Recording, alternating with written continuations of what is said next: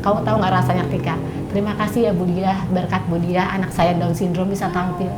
Itu Heartwarming. iya, itu kayak luar biasa banget itu. Waktu itu aku cerita ke papaku kan, "Pah, ternyata berbuat baik susah banget. Aku pengen nembak cowok." Hai semuanya, banyak cara untuk menyampaikan kasih sayang terhadap sesama. Di awal aku udah ngobrol sama seorang dokter yang juga seorang penyanyi dan ternyata malah menemukan passionnya di dunia kedokteran karena dia lebih memilih bergerak untuk kemanusiaan. Nah di episode kedua aku ngobrol sama salah satu member komunitas Spider-Man yang secara rutin menghibur anak-anak yang terkena cancer. Nah terakhir aku ngobrol sama presidir muda yang bayangin udah buka lowongan pekerjaan untuk beberapa anak muda di Indonesia. Kali ini aku berkesempatan ngobrol sama seorang wanita inspiratif, sosok Kartini untuk ribuan pelajar tari di Indonesia.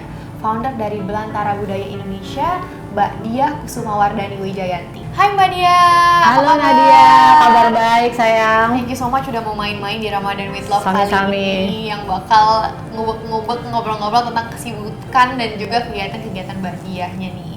Nah aku tuh sempet tahu Belantara Budaya Indonesia.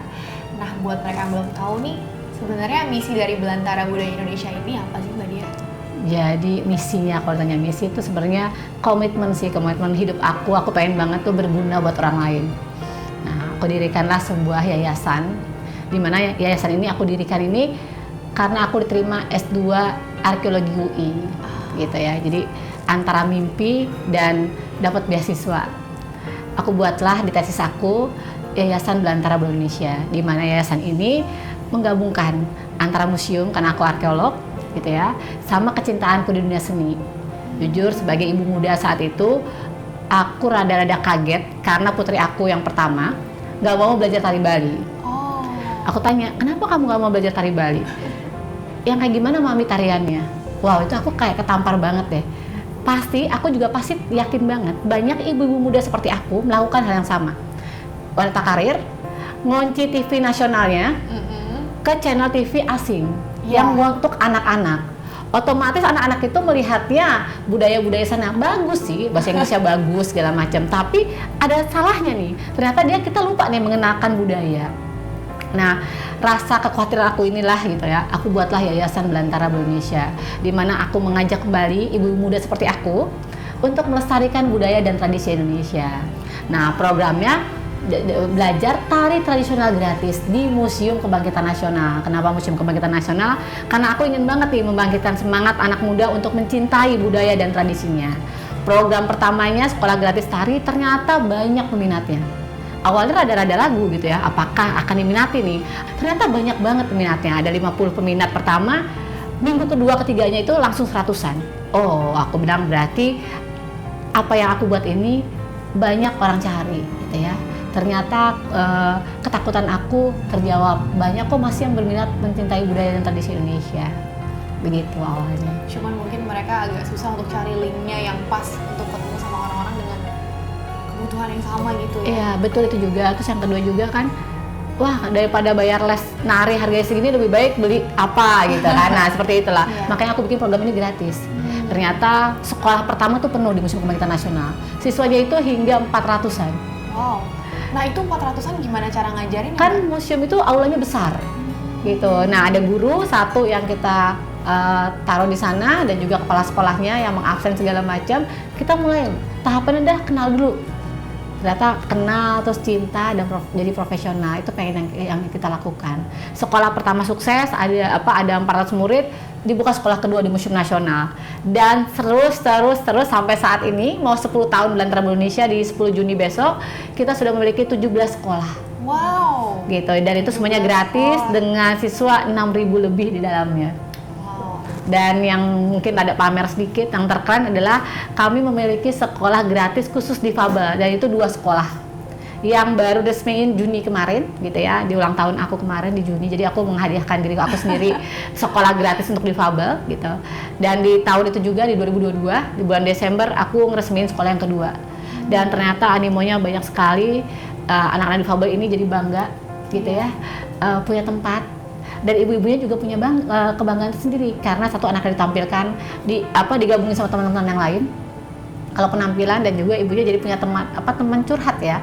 Nggak hanya di tempat sekolahnya aja di SLB, tapi punya komunitas baru karena beragam anak sekolah berkumpul di sana. Gitu loh Nat, kurang lebihnya. Gitu. Pastinya. Sampai sekarang masih gratis kan Mbak? Masih gratis, insya Allah seterusnya. Dan itu awalnya gimana Mbak? Apakah dari uang Mbak dia sendiri atau? Wah, kalau ditanya perjuangannya, aku jawab langsung yes gitu ya. Itu awalnya pakai duit uang aku dapat beasiswa. Jadi kan karena aku udah kerja, uang beasiswanya nggak dipakai, itu full 100% soalnya beasiswanya gitu ya di UI. So aku terima uang buku segala macam tuh aku nggak pakai. Aku giniin buat diriin yayasan gitu. Jujur 3 tahun pertama aku mau mundur. Ternyata berbuat baik itu susah gitu. Satu, finansial aku acak-acakan.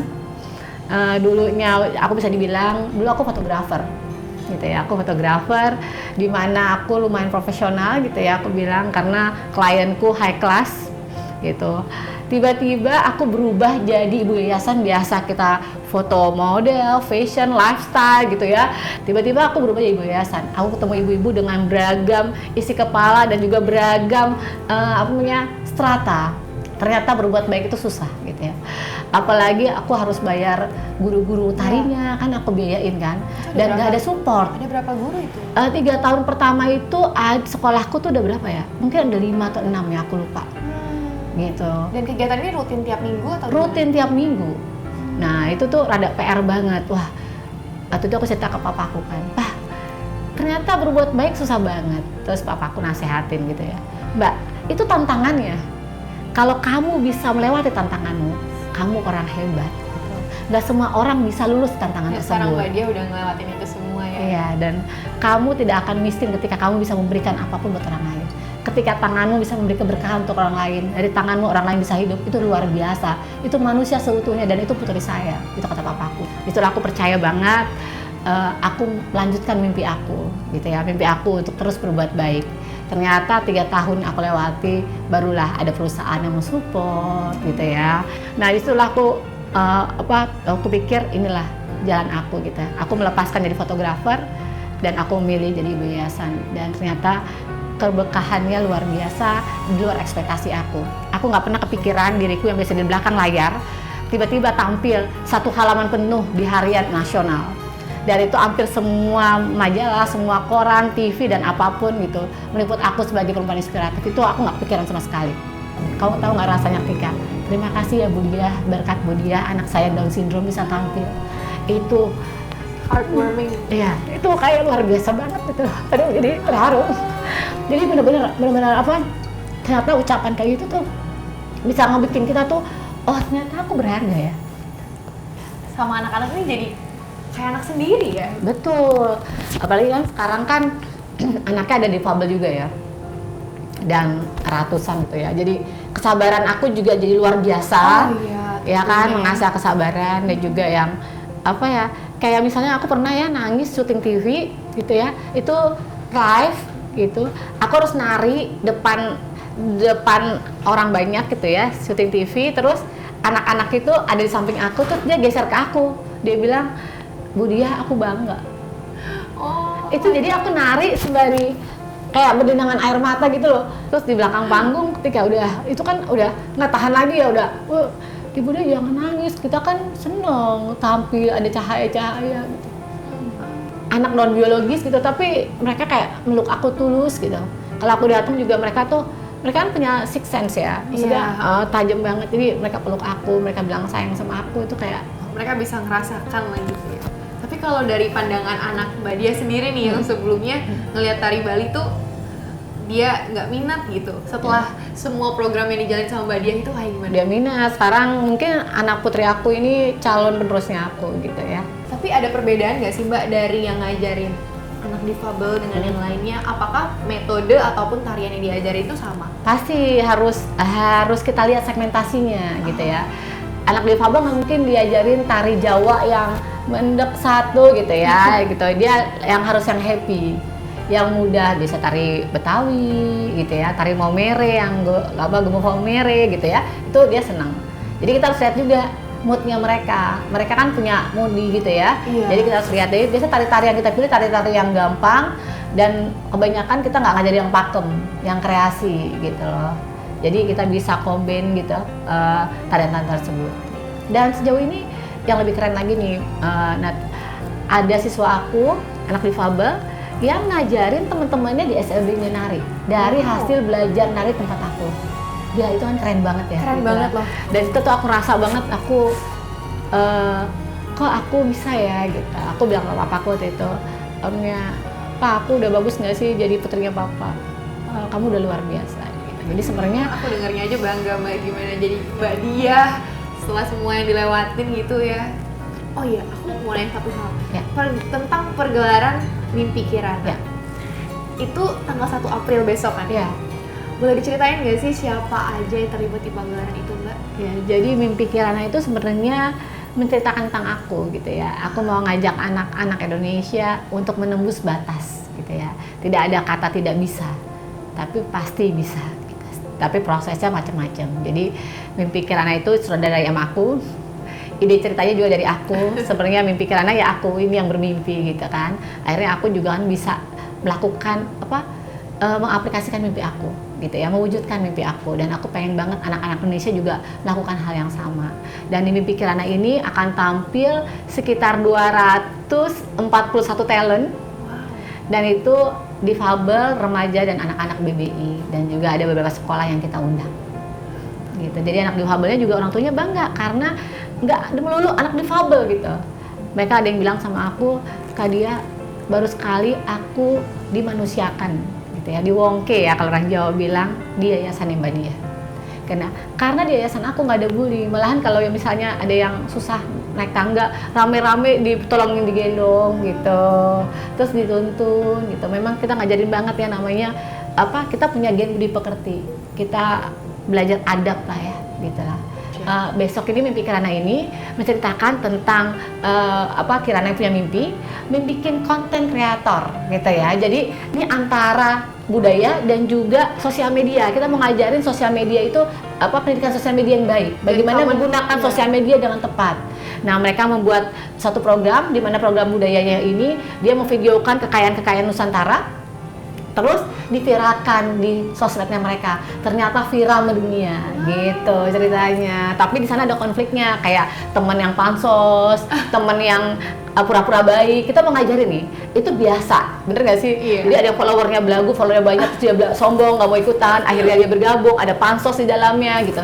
Aku mau ngajarin itu manusia banget, manusiawi sekali. Perjalanan hidup itu seperti itu gitu. Disitulah dibuka antara budaya dan juga belajar yang namanya sosial media yang bagus. Itu ngajarin yang anak-anak tuh kayak gitu, supaya mudah diterima dengan drama musikal. Jadi syarat akan pendidikan budaya dan pendidikan bijak menggunakan sosial media. Wow, keren banget. Nah, setelah Mimpi Kirana ini ada pementasan lain lagi nggak Mbak Dia? Atau mungkin bisa di-share ke teman-teman yang nonton kita sekarang? Rencananya tuh kalau nggak ada halang rintang, kita Mei ada di Amerika, kita mau nari juga. Terus bulan Agustus kita selalu punya program yang tunjukkan Indonesiamu gitu ya. Itu kalau sebelum tahun pandemi ya, kita tuh bikinnya 3.000 penari turun ke jalan di Sudirman. Nanti kita bisa lihat deh. Aku share, harus ikut juga kalau perlu gitu ya. Kalau besok kalau bisa datang. Ya. Nanti aku kasih undangan VIP untuk hadir melihat acara aku gitu. Kamu juga bisa mensosialisasikan di sosial media kamu gitu ya, Nat, bantuin gitu supaya anak-anak itu bangga akan budayanya dan juga mereka berdampak, mereka berkarya dan berdaya. Oh ya, karena didedikasikan untuk anak Down syndrome dan kita mencoba untuk memberikan donasi dengan karya. Jadi anak-anak itu keren banget. Drama musikal ini hasil dari kita nggak jual tiket, tapi donasi undangannya kita berikan untuk yayasan orang tua dengan anak Down syndrome. Untuk pementasan itu, selain di Indonesia, di negara mana lagi Mbak Dia? Banyak banget, Nak. Aku pernah tampil di Prancis, di Jerman, di Kanada, di Baku, di India, di Irlandia, di New York Fashion Week pernah sebelum pandemi. Terus besok mau ke Amerika. Wow, Mbak Dia selain melestarikan budaya Indonesia, tentunya mungkin anak-anak itu nggak pernah terpikirkan bisa ada di Amerika, di mana untuk membawa budaya dia sendiri gitu. Jangankan ngomong ke luar negeri deh, ketemu Pak Jokowi aja mereka nggak pikirin gitu loh. Dan pernah ketemu presiden, tampil menari depan menteri-menteri di kementerian gitu, dan mereka bisa foto karena kan artisnya kan, jadi backstage lah ya, bisa Iya. ketemu all access langsung, itu mereka seneng banget deh. Dan itu buat aku kebahagiaan buat aku ketika mereka tuh kayak punya memori ya, aku ngebangun mimpinya mereka kan, memori mereka tentang mereka tampil di berbagai ajang gitu dan ketemu orang penting di Indonesia gitu. Itu sih luar biasa sih buat aku, dan aku juga nggak pernah berpikir aku bisa sampai sejauh itu. Ternyata apapun yang kita pikirkan dengan hati gitu ya, dengan kepala yang bersih gitu ya, tujuan yang mulia, ternyata semesta itu akan mendukung gitu. Kamu nggak perlu takut untuk punya mimpi gitu. Pokoknya tulus aja, terus ke depan. Tapi ketika kamu diomongin orang gitu, kamu nengok sedikit aja, kamu tuh sebenarnya sudah satu stop, lupain ngejar mimpi kamu gitu. So nggak usah dengerin omongan orang, lurus ke Just depan. keep going. Iya, betul. Gitu. Itu positifnya harus kayak gitu. Tapi seorang Mbak Diah ini dengan ambisinya yang besar, dengan impact yang sangat besar bagi orang banyak, pernah nggak sih Mbak ngerasa overthinking gitu sama apa yang Mbak Diah lakuin? Kayak apakah jalan ini benar? Kayak aku bakal berhasil nggak sih Ya, ngebangun itu aku mimpi pernah nangis-nangis yang di 3 tahun pertama itu aku ingat banget ya. Aku tuh kayak udah stop deh. Kamu tahu nggak sih? Aku tuh pernah dalam hidup aku nggak punya duit cash. Aku tuh hidup pakai kartu kredit. Aku pernah kayak gitu, dan itu aku kayak aduh stop deh, jadi orang baik ya, aku pusing banget ya. Terus jual-jual tas aku gitu kan.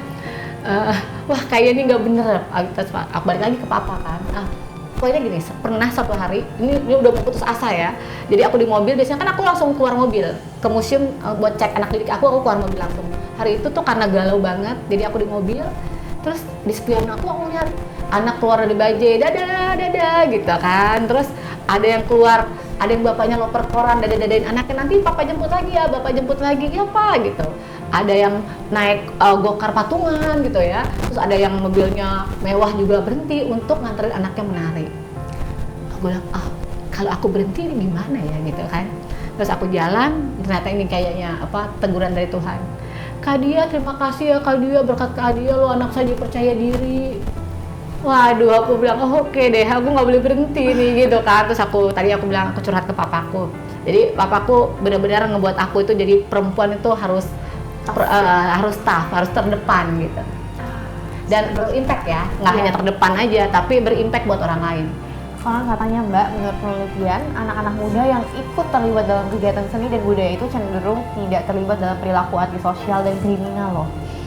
Pastinya mereka sudah sibuk gitu ya, otak kiri otak kanannya gitu ya, untuk keseimbangan, menari, bersosialisasi. Kan kalau menari itu sebenarnya nggak hanya belajar seni, itu nggak hanya belajar tari dan musik tradisional, tapi belajar budi pekertinya Indonesia gitu. Wow. Ini yang harus didasarinya gitu ya.